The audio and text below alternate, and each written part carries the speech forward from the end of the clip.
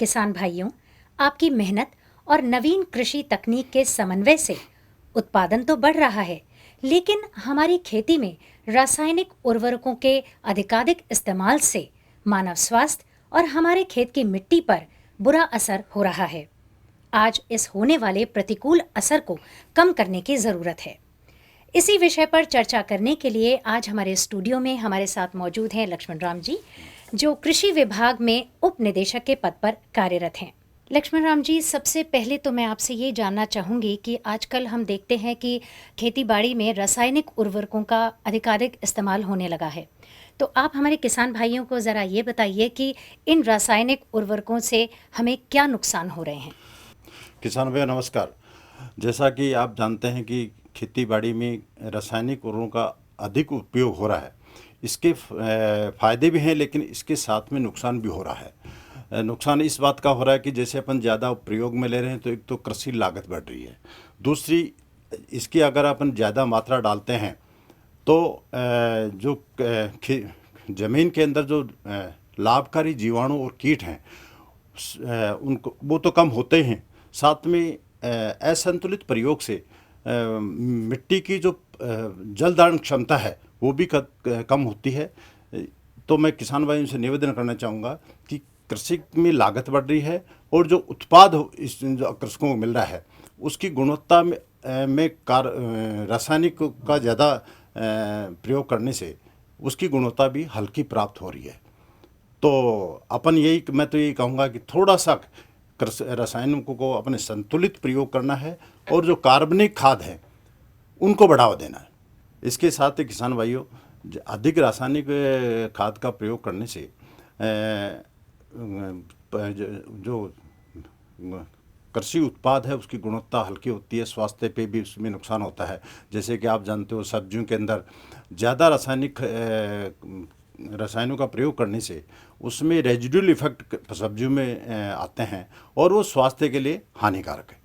लक्ष्मण राम जी, जैसे कि हम जानते हैं कि हर जहाँ समस्या होती है वहाँ समाधान ज़रूर होता है। तो जैसे आपने बताया कि इससे बहुत नुकसान है, जो जो आपने नुकसान भी बताए, तो अब हमें ये बताइए कि इसका समाधान क्या है। किसान भाइयों, जैसे रासायनिक खादों का मैंने बताया कि संतुलित उपयोग करें। साथ में जो कार्बनिक खाद है, जैसे गोबर की खाद है, केंचुए की खाद है, प्रोम है, नेडप कंपोस्ट है, सुपर कंपोस्ट है, किसान भाइयों को इसकी तरफ थोड़ा सा ध्यान देना पड़ेगा और इनका उपयोग बढ़ाना पड़ेगा। रासायनिक खादों का प्रयोग कम करना पड़ेगा। जैसे मैंने बताया कि रासायनिक खाद ज़्यादा उपयोग करने से उस कृषि लागत ही बढ़ती है और उत्पाद की गुणवत्ता भी हल्की प्राप्त होती है। तो जो अपने को मिट्टी की स्वास्थ्य भी ठीक रखना है, मानव स्वास्थ्य भी ठीक रखना है, तो अपने को कार्बनिक खादों की तरफ बढ़ावा देना है और कार्बनिक खादों का उपयोग बढ़ाना है। आपने कई तरह की जैविक खाद जैसे वर्मी कंपोस्ट, नेडेप कंपोस्ट और सुपर कंपोस्ट के बारे में बताया। आज हमारे किसान भाइयों को आप सुपर कंपोस्ट के विषय में थोड़ा विस्तार से बताइए।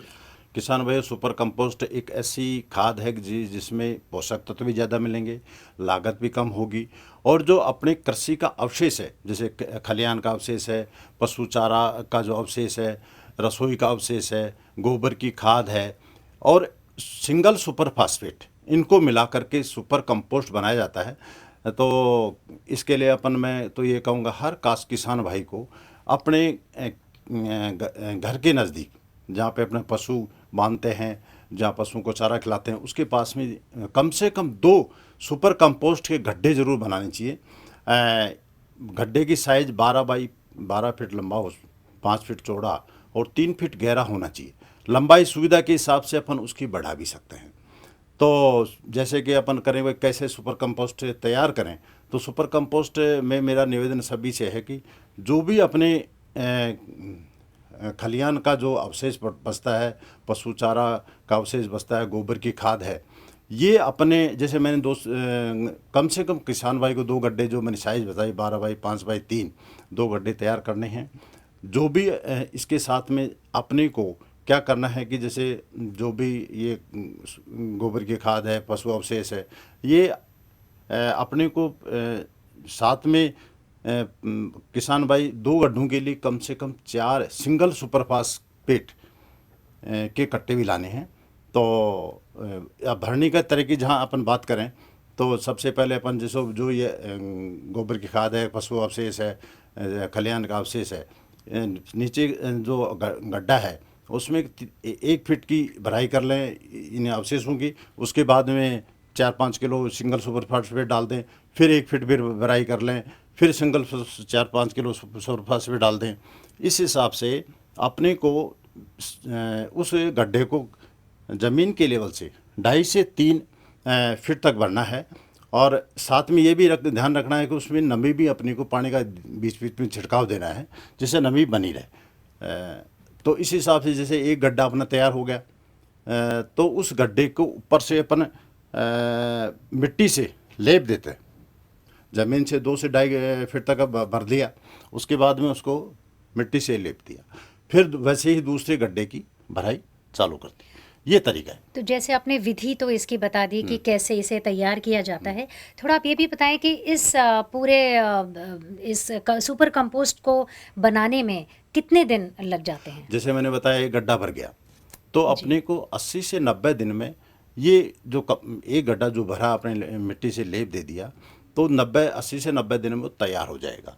एक गड्ढा भर गया तो फिर जैसे एक गड्ढा भरा दूसरे को अपने चालू कर दिया, 80 से 90 दिन में पहले गड्ढे का जो खाद सुपर कंपोस्ट तैयार होगी उसको अपन खेत में काम में ले लें और भी दूसरा गड्ढा भर दिया। ऐसे रोटेशन से अपने को 2 गड्ढे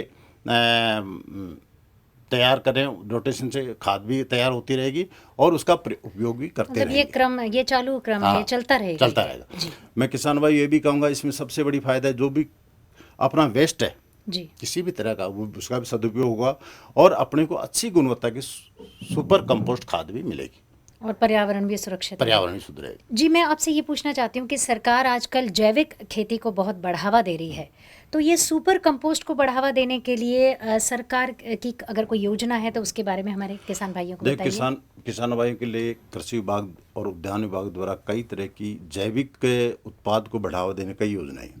पहली बात अपन बात करेंगे परंपरागत कृषि विकास योजना PKVY जी, तो उसमें भी किसानों भाइयों को जैसे वर्मिंग कंपोस्ट है, जो ऑर्गेनिक उत्पाद बनाने के कई कंपोनेंट हैं उसमें अनुदान मिलता है। दूसरी बात है इस साल से ही मुख्यमंत्री किसान साथी योजना माननीय सरकार ने घोषणा की है। तो कृषक साथी योजना में सुपर कंपोस्ट तैयार करने के लिए अनुदान की व्यवस्था की गई है।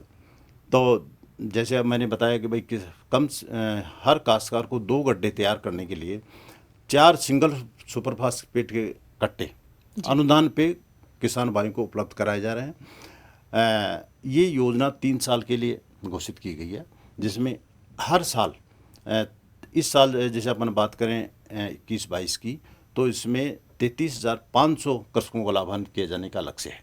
जी, तो ये योजना जैसे मैंने PKVY बताई, ये सुपर कंपोस्ट योजना है। ऐसी बहुत सी उद्यान विभाग में भी कार्बनिक उत्पादों को बढ़ावा देने की योजनाएं हैं। आपने मुख्यमंत्री कृषक साथी योजना के बारे में अभी हमें बताया था, तो ज़रा हमारे किसान भाइयों को ये बताइए कि इसका लाभ लेने के लिए वे किससे संपर्क करें?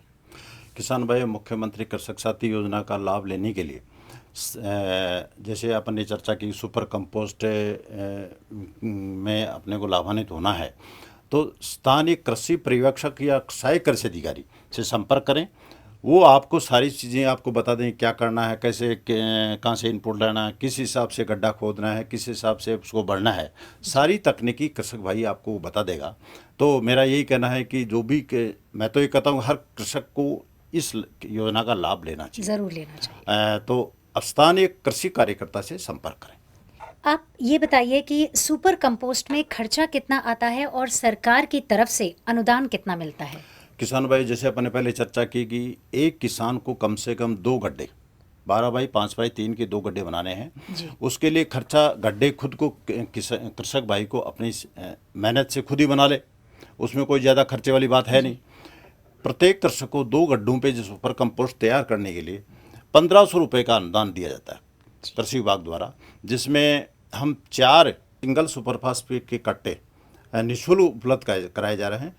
जिसमें मैंने बताया कि स्थानीय कृषि प्रयोग से या WA से संपर्क कर लें, बाकायदा वो अपना फार्म भराएगा और आपको GSS के KVC से सिंगल सुपर फास्फेट के कट्टे उपलब्ध कराएगा। सारी व्यवस्थाएं कृषि विभाग का कार्यकर्ता करेगा। हाँ, किसान भाई, जैसे अभी अपने मुख्यमंत्री कृषक साथी योजना है, जिसमें सुपर कंपोस्ट बनाने के लिए ये योजना 3 साल के लिए लागू है। इसमें 1 लाख कृषकों को 3 साल में लाभान्वित किया जाना है। 21-22 में 33,500 कृषकों को लाभान्वित किया जाएगा। अब तक करीबन 23,000 काश्तकारों को लाभान्वित किया जा चुका है। और अब मैं तो ये कहूँगा, जो भी किसान भाई मान लो इसके लाभ लेना चाहें तो स्थानीय कार्यकर्ता से संपर्क कर लें। ये योजना 3 साल के लिए है, जिसमें 1 लाख कृषकों को लाभान्वित किया जाना है। क्या किसान सुपर कंपोस्ट योजना का लाभ ले रहे हैं?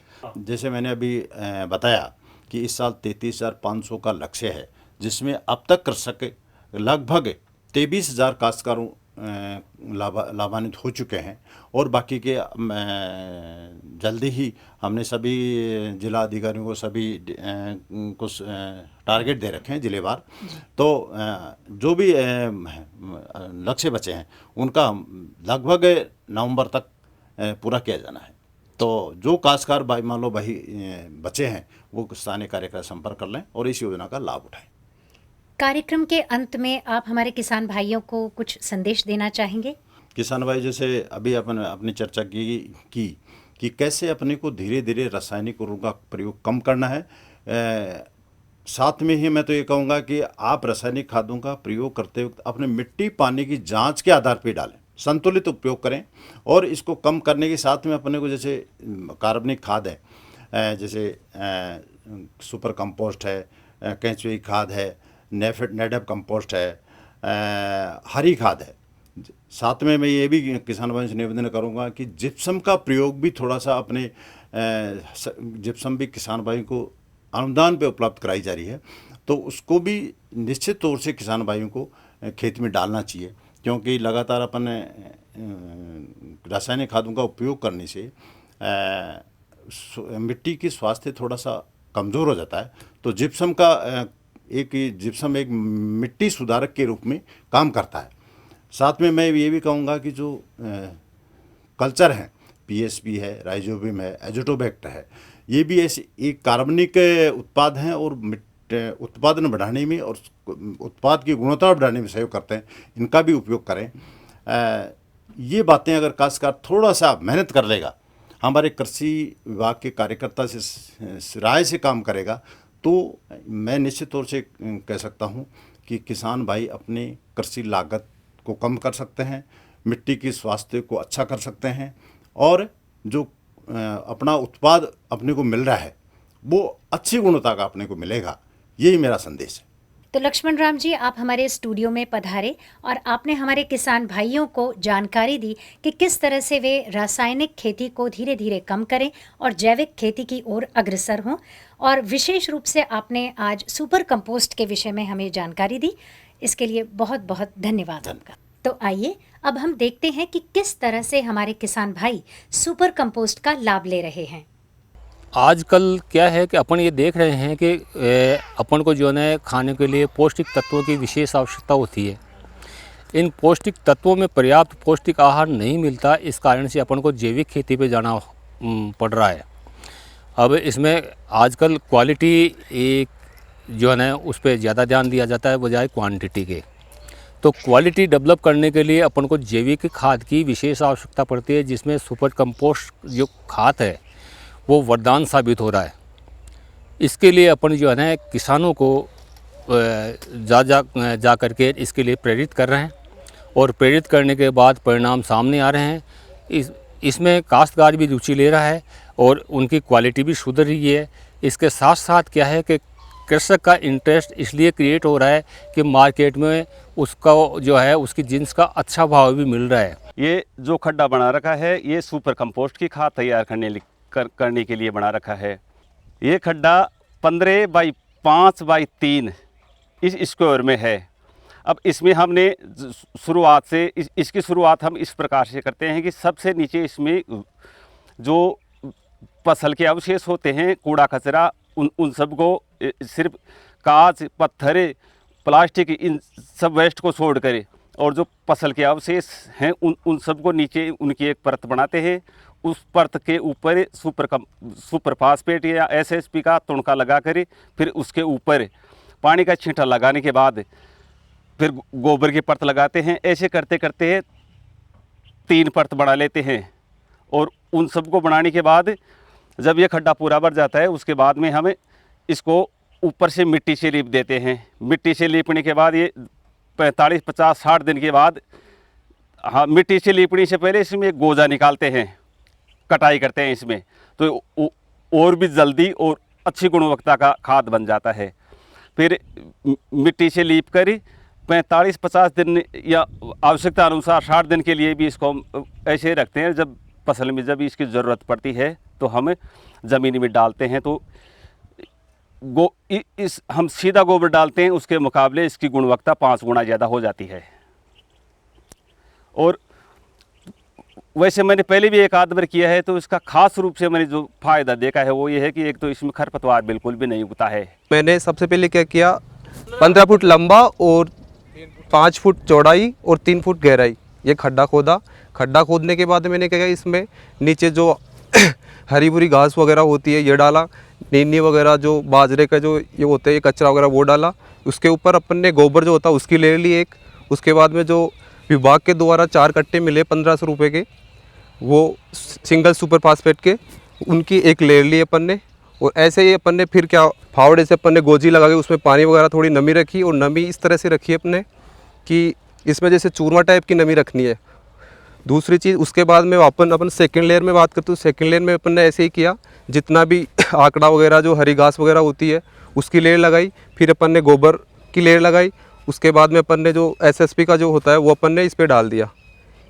ऐसे ही अपन ने 3 लेयर बनानी है। तीसरी लेयर जो मैंने बना के रख रखी है, अब इसके ऊपर अपन अब लेयर लगा देंगे मिट्टी की। उसको अपन 3 से 4 महीने के बाद में फिर अपन देखेंगे कि खाद बन के तैयार हो जाएगी, जिसके अपन को बहुत सारे फ़ायदे होंगे इसमें। सबसे पहला फ़ायदा ये होगा कि जितने भी जो खरपतवार वगैरह होती है वो बिल्कुल ख़त्म सी हो जाएगी, क्योंकि इसमें क्या होगी, जर्मिनेट नहीं होगी वो। हाँ, तो जो सुपरफास्ट की जो कंपोस्ट जो खाद बन जाएगी, इससे फसलों में क्या एक तो दीमक नहीं लगेगी, दूसरी चीज़ जितनी भी खरपतवार जो होती है वो नहीं होगी। तो जो रासायनिक अपन दवाइयाँ देती है उनमें बिल्कुल कमी आ जाएगी, ये मान के चलते अपन। सुपर कंपोस्ट जो खाद है हम किसानों के लिए एक वरदान साबित हुई है, और इससे बहुत सारे फ़ायदे हैं। जैसे अनावश्यक दीमक नहीं लग रही है, खेतों में पैदावार बहुत ज़्यादा मिल रही है,